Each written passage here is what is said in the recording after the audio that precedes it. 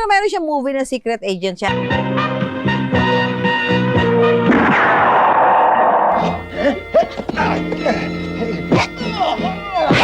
Parang halos lahat ba ng mga movie niya? Parang ganun siya, no? Almost ganun ang lahat ng story.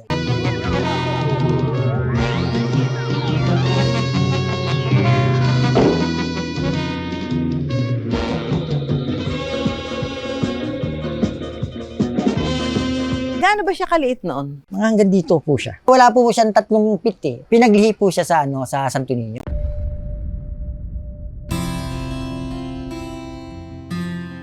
Ano kasi siya yung parang duwende nga na maliit. Ito na po yung pinaka-ano niya. Ito yung pinakahigaan niya. Yan. Ito po yung kama. Nya. Opo, dito po yung kama namin. Nandito siya nahulog. Ito po yung picture ni Weng Weng noon. Ito, nag-iisa na lang po yung naitabi namin. Ito po yung sa harap ng bahay namin. Yan yung mga kaibigan niya. Tapos mga anak ng kaibigan niya. Siyempre, sikat na sikat siya. Nung panahon na yun, pag sikat ka, siyempre, alam, marami kang pera. Nakapagpundar ba siya? Wala po. Walang ganun. Wala siya napundar? Wala po. Kahit ano? O, kahit ano po. Alito na po siya ngayon. Ito po, De La Cruz. Gawa araw ng mga patay, may naglalagay ba dyan ng bulak? Meron.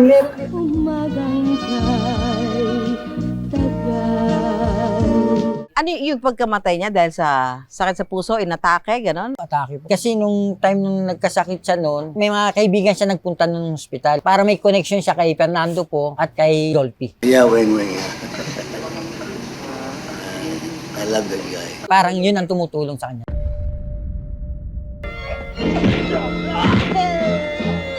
Sikat na sikat siya, di ba?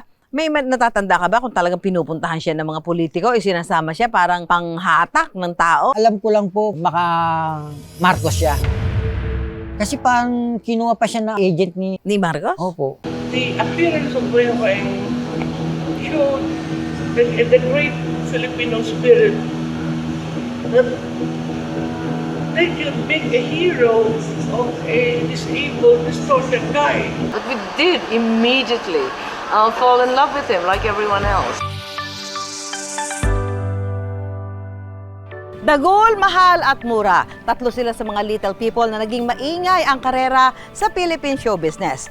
Pero ang hindi alam ng bagong henerasyon, may nauna ng little people na kinagiliwan. Hindi lang ng mga Pilipino, kundi pati na ng mga banyaga. Ang pangalan niya, Ernesto de la Cruz, o masikat sa kanyang screen name na Weng Weng. 4 na dekada matapos siyang pumanaw. Balikan natin ang naging buhay ni Weng Weng mula mismo dito sa kanyang pamilya sa Baclaran. Dito po tayo ngayon sa Baclaran at pupuntahan natin yung dating bahay ni Weng Weng. Eto ho yan. Ito na po yung pinaka-ano niya. Ito yung pinakahigaan niya. Yan. Ito po yung kama. Nya. Opo, dito po yung kama namin. Nandito siya nahulog. May bintana lang po. May dito bintana. Ano pa yun yung kapis. Kapi? Ah, talaga? Dito lang siya, steady lang siya, tapos tatawag lang siya pag may kailangan siya. Sisigaw na lang siya, tapos... Para marinig ka. Nya. Nyo Hindi, siya. para maintindihan namin na may hingin siya o may kailangan siya. Pasigaw na. Pasigaw na. Paano? Alam mo na yon. Kasi once na narinig mo na yon, may nadudumi siya, o nagugutom siya, o gusto niyang tumayo. Meron pa siya mga picture dito? O yan, si Weng Weng pa yan. Oh, may DVD pa ha? Napapanood ba ito? Sa ngayon, hindi ko po alam kung gumagana pa kasi natagal na po siya na-stock. Pero napanood po siya. Ayun. Ilan to? 3 po. 3 pa. Parang buo pa ah. Narinig ko sabi si... Minsan nakakasingit sa kapitbahay na may... Weng Weng. Weng Weng na... Yun nga, para siyang si... Maliit na Agent James double Bond. O, Double maliit O, gano'n. Oh. Pero siya una kasi double O siya eh. Si James Bond ano ni OO7. Gano'n parang...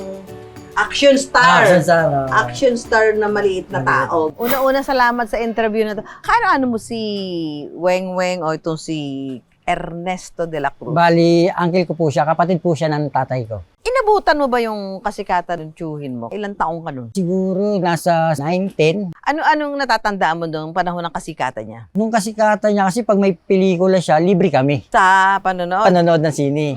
Pag sinabi lang namin na pamangkin kami ni Weng Weng, libre na kagad kami sa sine. Ano yung mga movie niya na natatandaan mong pinanood niya? Yung kasama niya si Dolphy na Wild Wild West po ata yun, at saka yung kay Fernando po. Marami siyang pelikula nun. Kasi may international po siyang pinalabas pa nun eh. Eto, Carlita, ito, natatandaan mo to? Ano yan? Opo, ano yan? Anong movie yan? Parang Agent Double na ata yan.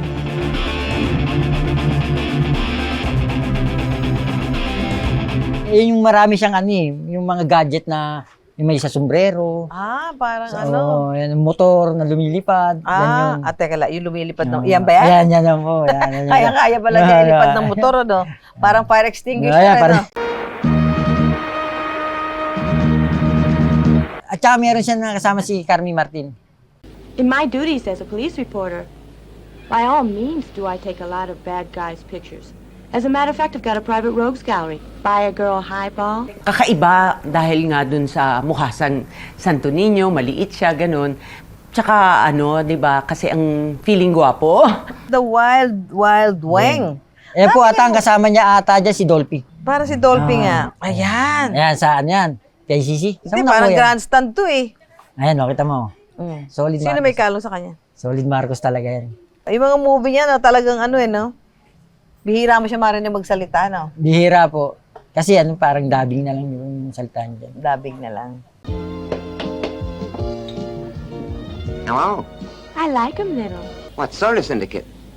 Now, listen carefully. This is important. Check it out. Kumusta siya bilang tsuhin sa inyo? Mabait. Mabait. Super bait talaga. Masayahin talaga sa tao. Palakaibigan. Matulungin kasi siya eh. Sobra. Kung humingi ka sa kanya, hindi siya nagdadalawang isip. Kahit barya lang ang hawak niya, bibigyan ka niya. Kasi mabait siya na pag wala kaming tungkol sa pera na ando ka, wala kang pera. Hindi pa kami pasahod ni ng Cora eh. Ako may pera ako dyan. Hindi din na kami. Gaano ba siya kaliit noon? Ang alam ko, Mataas ka pa? Mataas po ako sa kanya kasi kumbaga ang edad ko nung Nine, dati, ba nine ka? mga 9 ako, mga hanggang dito po siya. Hanggang dyan mo siya. Pero kung tingnan siya, wala po siyang 3 feet eh. Pinaglihi po siya sa sa Santo Niño. Parang hindi ko alam kung Santo Niño o yung hawak ni Baby Jesus? Our Lady of Perpetual Help. Parang ganon. Kasi hindi naman po siya parang unano kasi normal po yung hugis ng Oo nga, katawan niya. parang hindi naman siya yung Hindi, maiksi. Yung kalong-kalong ng Mother Perpetual Help. Ba't at tuwing Merkules, hindi maaaring hindi siya pupunta doon. Nakasuot siya ng kulay, yung na Santo Niño. Yun, nakaano siya. Tuwing Merkules yun. Okay. Tapos Di pupunta yun. Tapos uwi na yan. Hanggang, hindi nga niya na alam na ano din ang nanay ko noon buntis eh. hindi niya alam. Ba't gusto niya lang tignan? Tapos yung tangos ng ilong niya, talagang kuha doon sa Santo Niño. Okay. Tapos yung balat niya, para siyang yung na kahoy. Ilan sila magkakapatid? 5 po. Yung 4, ano itsura? Anong... Malalaki po. Yung panganay po namin is parang Panganay niya? 5'11". Opo. Siya po ang bunso. Normal lang, tao nga no, pero maliit na parang siya laki. Parang soft drinks. Parang siya laki ng bote ng soft drinks. Okay. Tapos, tinayo, inilagay din sa kawan ng sapatos. Ito po ay pinadala po sa amin to ni Andrew Libon. Isa po siyang director sa Australia. Tapos, ito po yung picture ni Weng Weng noon. Ito, nag-iisa na lang po yung naitabi namin. Ito po yung sa harap ng bahay namin. Yan yung mga kaibigan niya. Tapos mga anak ng kaibigan niya. Tapos ito po, kapatid ko. Ito yung bunso. Tapos ito, nung pinadala rin sa amin. Isang parang comic siya. Kaya lang, hindi na namin makita yung kabuuan ng istorya. Pinadala sa amin noong nung namatay siya. Ito po siya. Yan. Ito po yung isang tagahanga niya na foreigner na taga-Australia na nagpunta dito at bali nag-dokumentaryo siya dito sa Pilipinas at pinalabas sa UP Diliman. Hindi niya nga po natapos yung grade 1. Bakit? Kasi nga po, nung pa uso na yung bully. Tinutokso siya sa school. Tinutokso. Ano tokso? Sana maganda. Okay. Di maiwasan niya sa mga bata eh. Kaya hindi na lang po siya nagpatuloy. Classmate niyo po si Weng Weng? Apo. Nung elementary? Apo. Grade 1? Grade 1. Ano lang siya, tahimik lang, tapos pilyo. Hindi siya nagsasalita. Nagsasalita siya kasi hindi siya naiintindihan, kaya hindi na lang siya nagsasalita. Ganun Opo, kasi ang salita niya, parang ano lang, ganun. Parang duwende. Opo. Ganun po siya, saka tumbling lang ng tumbling. Sa school? Saka pilyo. Pilyo? Paano pilyo? Wala pilyo siya sa mga, yung classmate namin, mga chicks, Eh, mga babae. talaga ba? Talaga si Weng Weng. Ano ba siya sa school doon? Yung parang nabubuli? Opo, nabubuli. Paano sinasabi? Ano kasi siya yung parang duwende nga no maliit. So, anong tukso? Tapos ginagaya yung salita niya, yung ganyan, ginagaya. gano'n kasi ang salita niya. Hindi siya nagsasalita yung diretso. Opo. Ganun lang po. Oh, tapos Tapos, ayun lang. Tapos hindi siya, yung lagi siyang na-absent kasi nga siguro nahihiya siya. Kaya hindi niya natapos yung grade 1. Oo. Paano ba siya na-discover sa pag-arte? Kasi ang pagkakaalam ko kasi nung bata siya, mahilig po siya sa karate. Parang iniidolo niya si Bruce Lee.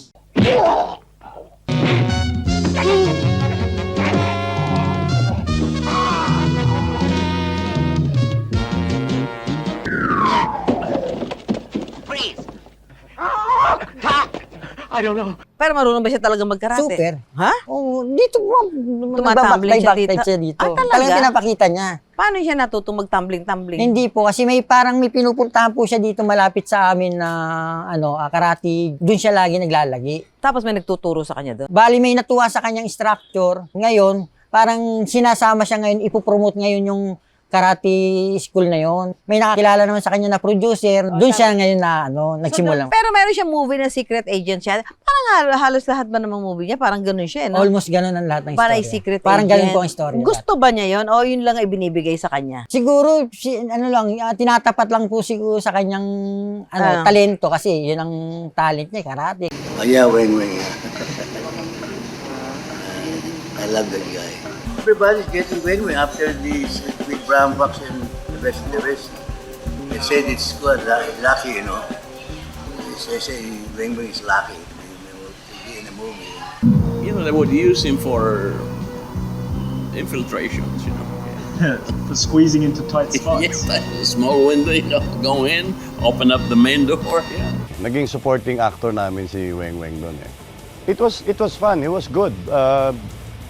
He's a small man pero with a big heart. Black belter ba siya? Meron po siya, black belt siya. Meron po siyang uniforme noon. Doon sa mga movie, parang meron siyang laging spy. Spy ang ganap niya, di ba? Spy siya. Ano yung kwento niya sa inyo pagka nagkakausap kayo? Kasi ang alam ko kasi parang may mga kagayan sa motor, parang mga nakatali na lang kasi yun, parang ginagawa na lang sa camera na parang hindi lang makita. Pero hindi naman totoo.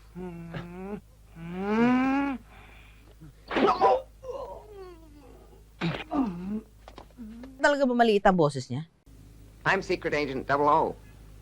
Parang hindi po yun, parang dubbing na lang po yun. Talaga? Yes po. So ang boses niya normal? Yeah, that could be a big help. Ang maliit po kasi masyadong boses niya. Paano? Paano ang boses?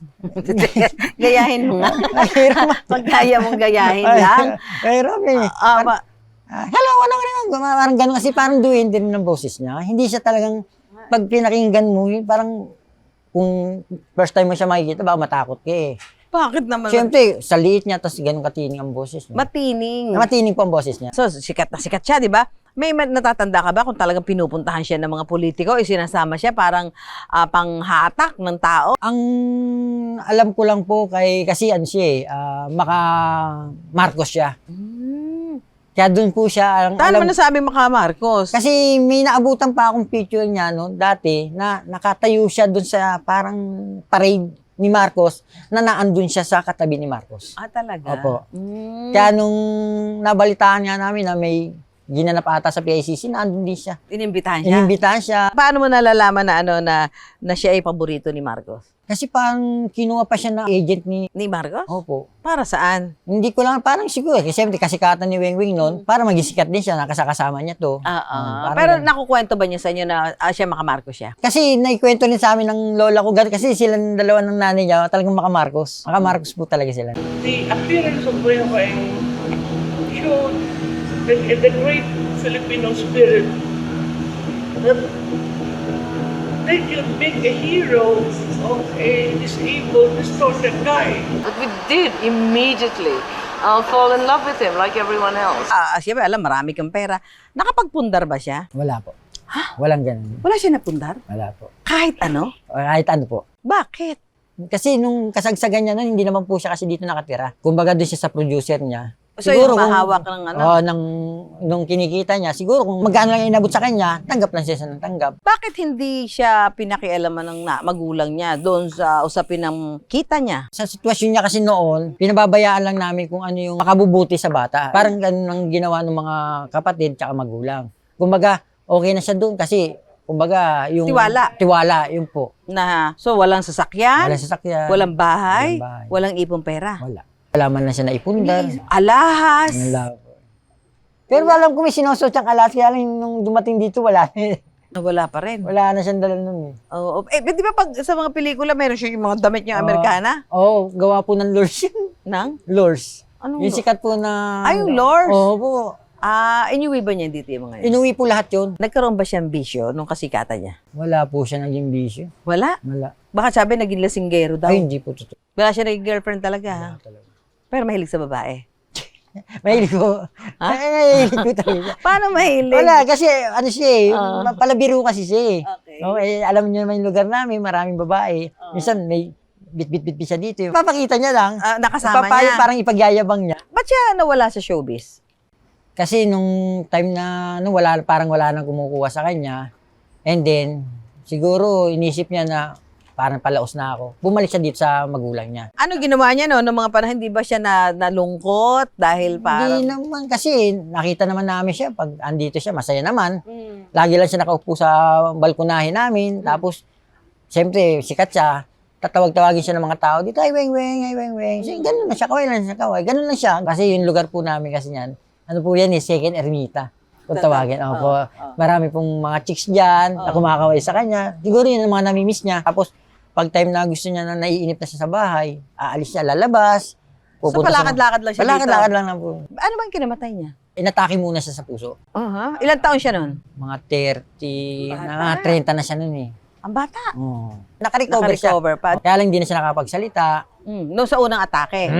Atake, tapos hindi na siya nakakatayo. Tapos kung nung nakatayo man siya, parang talagang yung... Hirap na, ganun na siya. Kaya hindi na siya halos gumagala, andyan na lang siya lagi sa balkonahe. Doon na nakaupo na lang siya doon, maghapon. Ano yung pagkamatay niya dahil sa sakit sa puso, inatake? Atake po. Hapon po, pumunta po siya doon sa pinsan namin, sa may, nagtitinda po siya ng mga alimango. Ngayon, pag uwi niya, may daldala na po siyang alimango. Tapos pag uwi niya, pinaluto niya sa nanay niya. Ngayon, nung pagkaluto, ang tinira niya, puro aligi. Okay, so pagkakain niya? Aligi. Pagdating ng mga, siguro, mga 1 to 2 AM, nanigas na siya. Tapos may kulambo kasi kami noon eh. May kulambo, tapos yung kulambo na yun nakasipit sa pagitan ng kama. Ngayon, parang may nalaglag daw. Tapos hindi naman pinansin ng kapatid ko. Kasi nanonood sila, busy sila panood ng TV. Mga ilang minuto, tumayo ngayon yung kapatid ko, sinilip niya ngayon yun.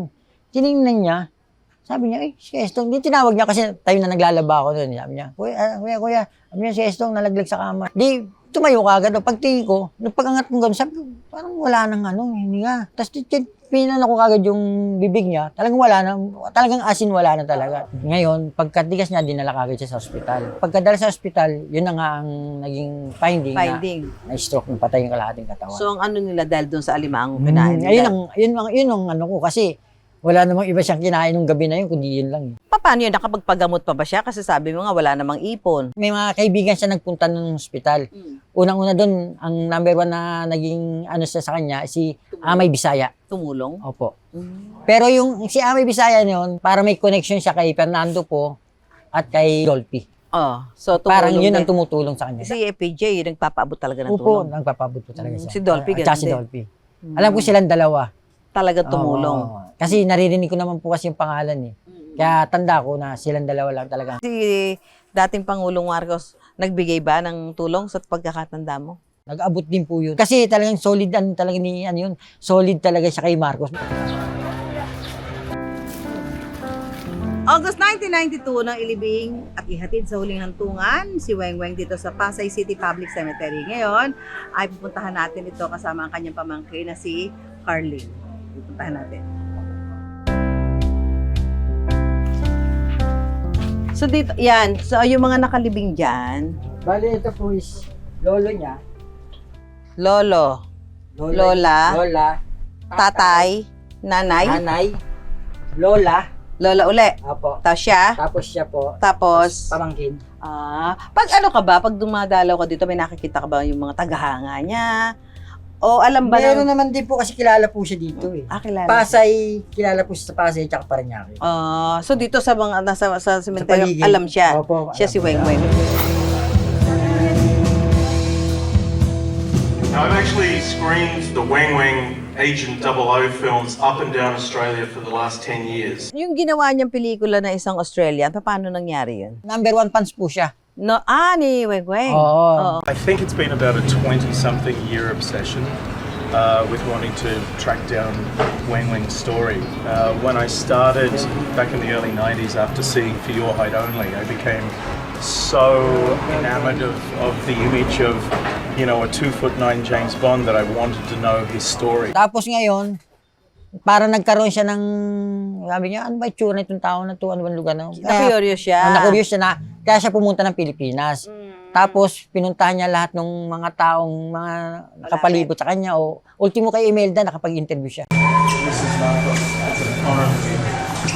And this is my critic, Daniel from Australia.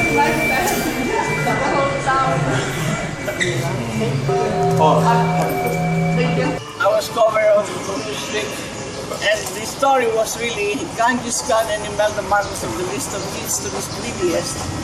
And they asked me, "Are you greedy?" I said, "For the good, true, and beautiful, I plead greedy." How do you feel like being compared with Genghis Khan? I said, "I'm a history major. He was one of the greatest conquerors of mankind." What do you remember about Wang Weng? The appearance of Weng Weng showed the great Filipino spirit that they could make a hero of a disabled, distorted guy. Meron po akong ibinigay sa kanya yung kanyang nag-iisang tropeyo na... Tropeyo saan? Tungkol saan yun? Ano siya, Stuntman Award. Parang ganun eh. Ayun. Kasi maluluma lang sa amin. Binigay niya sa Binigay kanya. ko para Gamitin. magasubin na. O kaya nasa amin lang, baka naitapon na eh. Kagaya ng mga damit niya, hindi na namin na kaya naitapon. Napanood niyo yung docu na yun? Napanood po, umatin po kami sa UP Diliman nun. Doon pinalaman. Opo, doon po Anong pinalaman. ano naman? Okay naman. Okay naman. Tapos, nagbigay nga po siya ng isang rebulto na ulo ni Weng Weng nun. Kaya lang yun ang hindi ko makita kung nasaan. Ano yung mga hindi mo malilimutang kwento niya sa'yo? Ang malimit niya sa akin kasi yung yung lagi kami naglalaban ng ganun. Bunong braso? Bunong braso. Hindi mo siya matatalo. Kahit malaki ka sa kanya. Oh, Talo ka niya? napakatigas mo ng ganito niya. Pero talo ka niya. Oh, sobra. Lakas.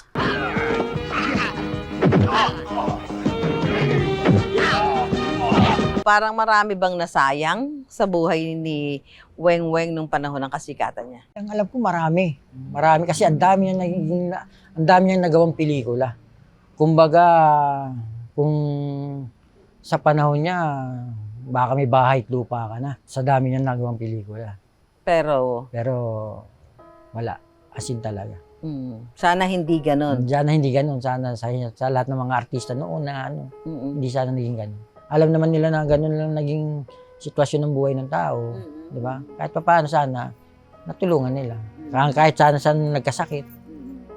Naisip naman lang sana nila. Dahil napakinabangan din naman nila. Ang laking pakinabang nila. Ilang pelikula yung nagawa niya. Puro ano yun eh, no? Para mga blockbuster. Super, no? Kung meron kang gustong ilarawan yung si Weng Weng, yung tsuhin mo, paano mo siya ilalarawan bilang isang tao? Ano siya eh, para din siyang Santo Niño. Gagabayan ka niya, andyan siya lagi sa paligid, anong gusto mo, bibigay niya sa'yo, nakagabay siya sa'yo. Para sa amin, para siya sa Santo Niño din. Santo Niño ng buhay mo. Santo Niño ng buhay namin. Bye! Kung gusto mo ng malaman na interview at kwento, kay Susan tayo. Para updated sa mga latest uploads ng kay Susan tayo vlogs, mag-subscribe lang sa GMA Public Affairs YouTube channel.